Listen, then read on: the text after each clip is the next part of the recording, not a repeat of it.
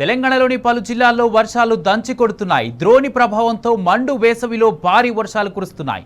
సిద్దిపేట జిల్లాలోని పలు మండలాల్లో ఈదురుగాలులతో కూడిన వర్షం పడింది. గజ్వేల్ నియోజకవర్గంలోని పలు మండలాల్లో ఈదురుగాలులతో కూడిన వర్షం పడింది. మార్కుకు మండలం మార్కుకు ఎర్రవల్లి, నరసన్నపేట, శివవెంకటాపురం, వర్గల్ మండలం మక్త మైలాపురం, అలాగే చౌదర్పల్లి గ్రామంలో భారీ వర్షం కురిసింది. సిద్దిపేట, దుబ్బాక నియోజకవర్గంలోని పలు గ్రామాల్లో ఉరుములు, మెరుపులతో కూడిన మోస్తారు వర్షం పడింది. మార్కెట్ యార్డులు, ఐకేపీ సెంటర్లలో ఆరబోసిన ధాన్యం మొత్తం తడిసి ముత్తైంది. భారీ ఈదురుగాలులు రావడంతో పంట చేన్లన్నీ నేలకొరిగాయి. మామిడి తోటల్లో కాయలన్నీ రాలిపోవడంతో రైతులు ఆందోళన చెందుతున్నారు. జగిత్యాల, నిర్మల్ జిల్లాలోనూ ఈదురుగాలులతో కూడిన భారీ వర్షం కురిసింది. నిర్మల్ జిల్లా కేంద్రంలోని పలు ప్రాంతాల్లో చెట్లు, విద్యుత్ స్తంభాలు నేలకొరిగాయి. మహబూబ్ నగర్ జిల్లాలోని పలు ప్రాంతాల్లో మోస్తారు వర్షం కురిసింది. హైదరాబాద్ నగరంలోని పలు ఏరియాల్లో వర్షం దంచికొట్టింది. నగర శివార్లోని నార్సింగి, కోకాపేట, పుప్పాలగూడ, మణికొండ, నానక్రామ్గూడ, కాజాగూడ సహా పలు ఏరియాల్లో గాలి దుమారం బీభత్సం సృష్టించింది. రాగల 3 గంటల్లో హైదరాబాద్లో భారీ వర్షం కురిసే ఛాన్స్ ఉందని వాతావరణ కేంద్రం అధికారులు హెచ్చరించారు.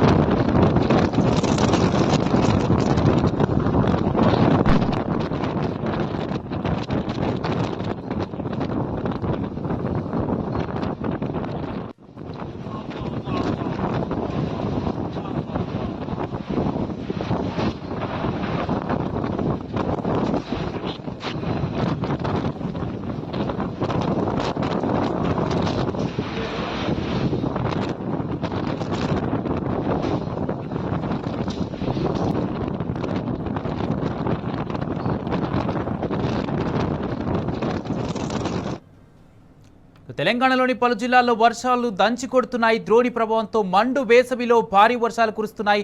ఇదే అంశానికి సంబంధించి పూర్తి అప్డేట్స్ మా ప్రతినిధి అరవింద్ అందిస్తారు. అరవింద్, ఏ ఏరియాలో ఎక్కువ వర్షపాతం నమోదైంది? ఉరుములు, ఈదురుగాళ్లతో కూడినటువంటి వర్షం పడుతున్నట్టుగా తెలుస్తుంది. ఇంకా వర్షం పడే ఛాన్స్ ఉందా? ఈ అధికారులు ఏమంటున్నారు?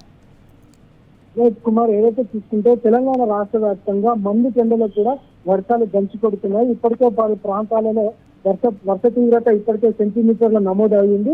ముఖ్యంగా చూసుకుంటే ఇతర తెలంగాణలో కొంచెం పొడి వాతావరణం ఉన్నా కానీ మధ్యస్థ తెలంగాణలో అత్యధికంగా వర్షాలు పడుతున్నాయని ఇప్పటికే వాతావరణ శాఖ అధికారులు మనకు తెలిపారు. ఏదైతే ఉదయం సమయంలో పూర్తిగా తెలంగాణ రాష్ట్రం మొత్తం పొడి వాతావరణం, కానీ సడన్ గా మధ్యాహ్నం నుండి వడగలతో వర్షం కూడుకొని పలు జిల్లాల నుండి అది హైదరాబాద్కి వచ్చింది. దీని ముఖ్య కారణం ఏంటంటే ఒక ద్రోణి తెలంగాణ వైపు నుండి ప్రవహిస్తుంది కాబట్టి ఆ ద్రోణి కారణంగా తెలంగాణ రాష్ట్రాల్లో వర్షాలు పడే అవకాశాలు ఉన్నాయని వాతావరణ శాఖ తెలిపారు. ఇప్పటికే హైదరాబాద్ లో చూసుకుంటే సంతోష్ నగర్, సైదాబాద్, చింపాపేట్, కాంచన్బాగ్, చంద్రాన్గుట్ట, కాలిబండ, లాల్ దర్వాజా, ఉప్పుగూడ, గౌలిపుర పరిసర ప్రాంతాల్లో ఇప్పటికే భారీ వర్షాలు నమోదైనాయని తెలుస్తున్నాయి.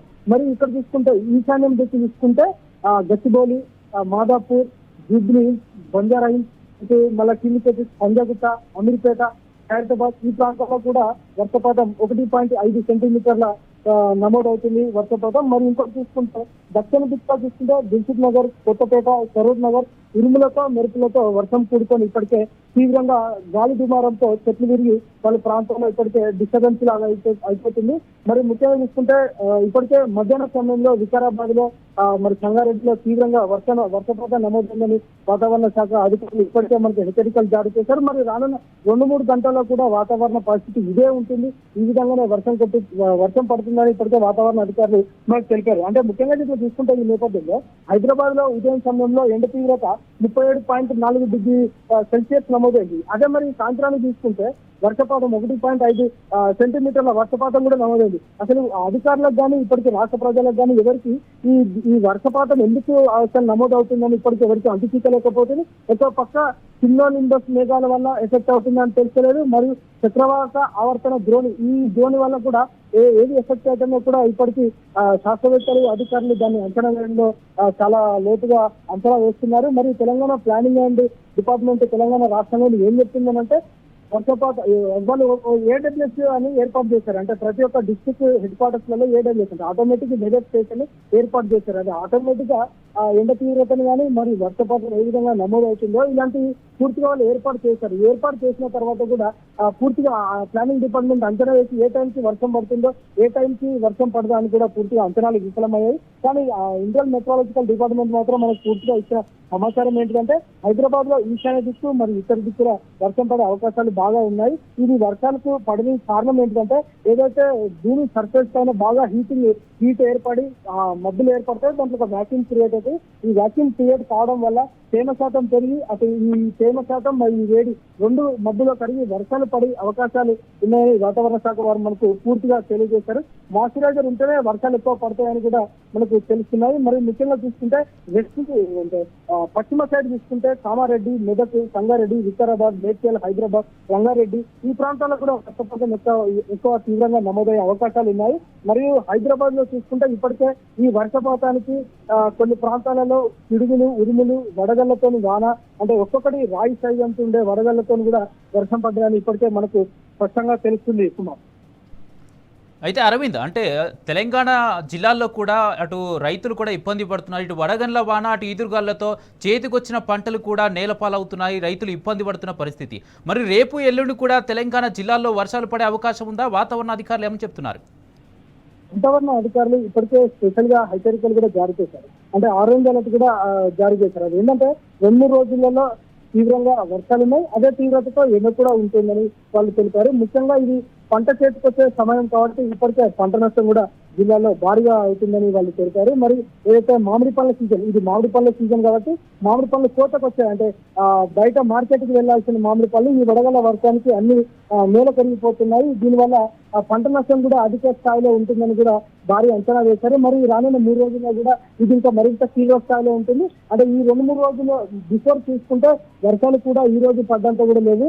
మాక్సిమం 0.6 సెంటీమీటర్, 0.7 సెంటీమీటర్ లేకపోతే 1 సెంటీమీటర్ వర్షం నమోదైంది.